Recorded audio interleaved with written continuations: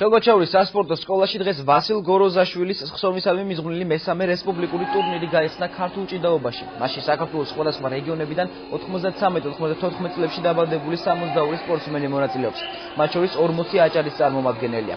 საჯების საუკეთესო სპორტსმენებს 8 ტურნირის კატეგორიაში გამოავლენენ. გამარჯვებული და საპრიზო ადგილებზე გასული სპორტსმენები თასებით, მედლებითა და ფასიანი საჩუქრებით დაჯილდოვდებიან.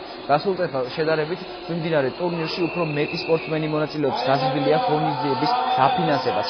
ტურნირის საზეიმოდ დღეს გაიხსნა და ორთაბრძოლები დღის ბოლომდე დასრულდება. ღონისძიების ორგანიზატორი აჭარის სპორტისა და ახალგაზრდობის საქმეთა დეპარტამენტი და აჭარის ქართული ჭიდაობის ფედერაცია.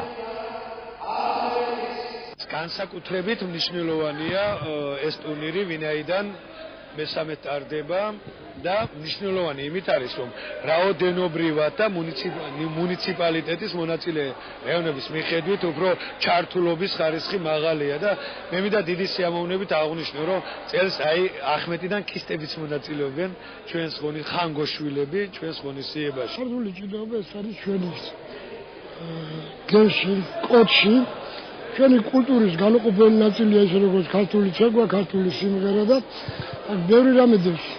ისეთი რომ ეროვნული აღზრდის ერთ-ერთი საშუალებაა, ძალიან დიდი. რეალურად მინდა გითხრათ, რომ ქართული საბრძოლო ხელოვნება და ჭიდაობა ეს ისტორიულად მოდის და მნიშვნელოვანია ჩვენი ქვეყნისთვის. ფიქრობ, რომ დეპარტამენტის მხრიდან მომავალშიც გაგრძელდება უფრო სერიოზული ყურადღების გამახვილება და ხელშეწყობა იმ კუთხით, რომ უფრო ფართო მასშტაბის გახდეს.